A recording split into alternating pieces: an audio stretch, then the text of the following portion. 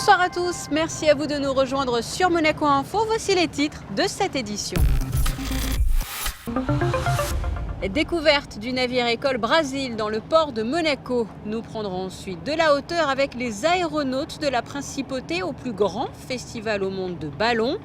Puis vous saurez tout sur les activités sportives tendances de l'été.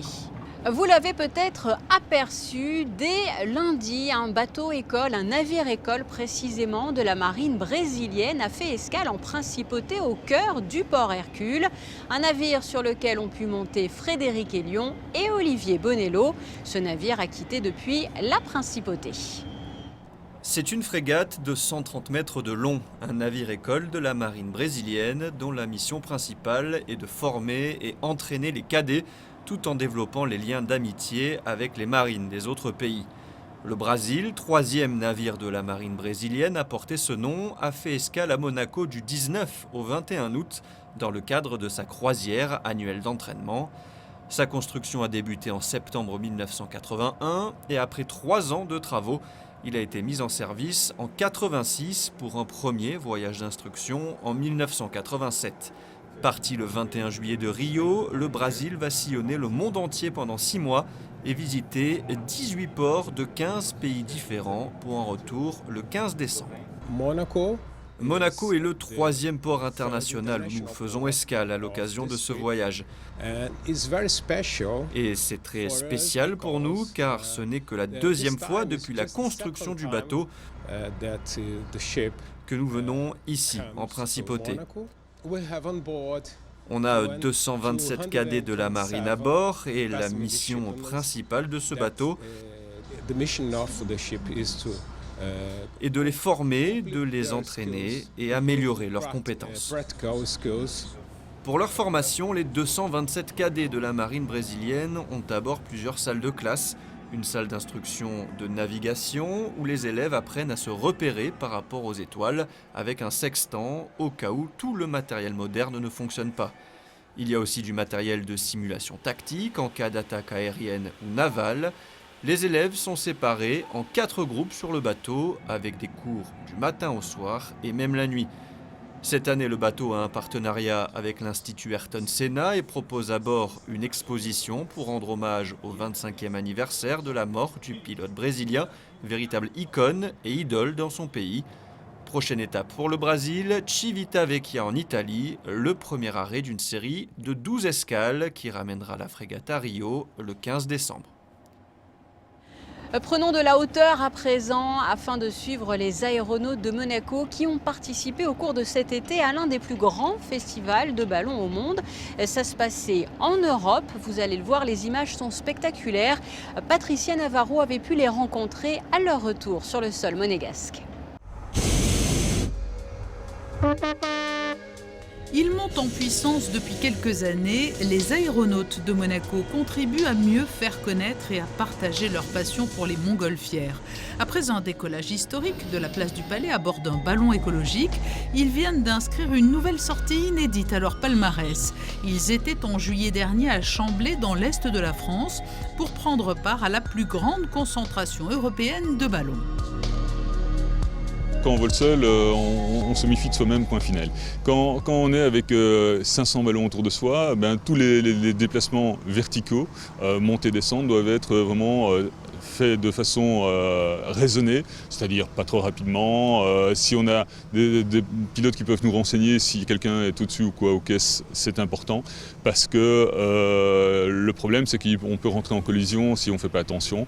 Mais on n'a pas eu de vrais problèmes, parce que je crois qu'on est tous des pilotes responsables. Les aéronautes de Monaco ont besoin d'espace entre 2 compétitions ou participation à des rassemblements.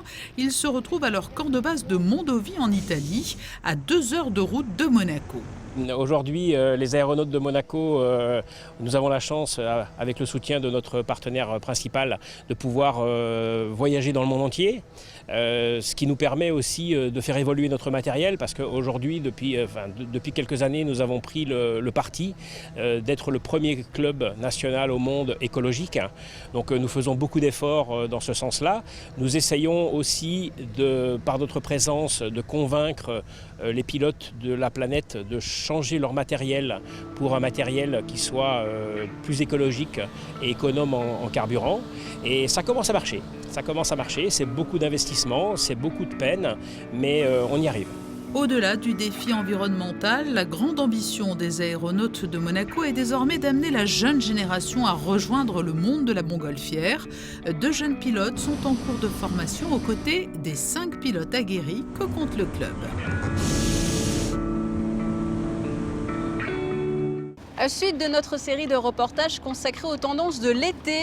Après les tendances culinaires lundi, les tendances mode mardi, place ce soir aux tendances sportives. Quelles sont les disciplines que vous aimez pratiquer au cours de la période estivale? Sylvie Ferreira fait le point. Pour les amateurs de nouvelles sensations, le Cercle nautique de Cap d'Aille propose à sa clientèle du step paddle, une activité inédite venue directement des États-Unis. Parmi toutes les activités de glisse et de sport voile, nous proposons cette année donc, une activité autour du paddle, et en l'occurrence avec un nouveau produit qui vient des États-Unis, qui est un paddle qui a un mouvement step. Donc il se manie, au lieu d'être manié avec une pagaie classique, il peut se diriger et se manier avec la force des jambes. Donc on combine un petit peu les plaisirs de la glisse avec une activité physique de type salle de sport. Le concept est simple, le guidon assure un certain équilibre. L'art de la glisse est dorénavant à portée de tous. Donc il s'agit d'un paddle très simple d'utilisation, puisqu'il allie une certaine stabilité pour un engin classique. Et donc au niveau de la direction, on a deux petites manettes qui sont sur le guidon. Ça s'apparente à un guidon de vélo, donc pour tourner à droite et à gauche, donc il n'y a pas d'effort particulier. Et le seul effort consiste donc à la propulsion, et donc on utilise un pédalier qui s'apparente un petit peu au mouvement des vélos elliptiques. Donc c'est assez simple d'utilisation et ça permet de glisser sur l'eau de manière très agréable. Toutefois, pour les adeptes de la pagaie et du paddle en général, plusieurs planches sont disponibles. C'est une activité qui séduit également les plus jeunes, pour qui des cours de paddle sont organisés à la plage marquée. Passons désormais à une autre pratique sportive en vogue ces dernières années, le yoga. Contrairement aux idées reçues, la souplesse n'est pas un prérequis. C'est une activité ouverte à tous qui aide à avoir un corps plus souple et un esprit plus clair. Et en expirant, on aspire le nombril vers le haut, on sépare tous les disques dans le dos. Le dos est vraiment rond. À noter que depuis votre poste, vous pourrez prochainement vous initier à cette pratique et suivre tous les conseils de Sunshine Yoga. Les émissions de yoga reprennent à compter du mois de septembre. En attendant la diffusion, retrouvez-nous dès demain pour un nouvel épisode sur les tendances de l'été. Voilà donc ce que l'on pouvait retenir de l'actualité aujourd'hui. Passons à présent à vos prévisions météo. Jeudi, le temps se couvre progressivement au fil de la journée, partiellement ensoleillé le matin avec 22 degrés. Puis l'après-midi, cela devient très nuageux avec des orages et averses possibles en fin d'après-midi et une température de 27 degrés. Vendredi, temps globalement clair avec quelques passages nuageux en deuxième partie de journée. Le mercure affichera 28 degrés. Samedi, temps dégagé le matin, puis le soleil va jouer à cache-cache avec les nuages. Léger risque d'averses en fin de journée. Dimanche, prédominance du soleil, mais là aussi quelques nuages viendront ternir l'après-midi. Enfin, le début de semaine prochaine sera ensoleillé avec 2 belles journées, lundi et mardi, une maximale de 29 degrés.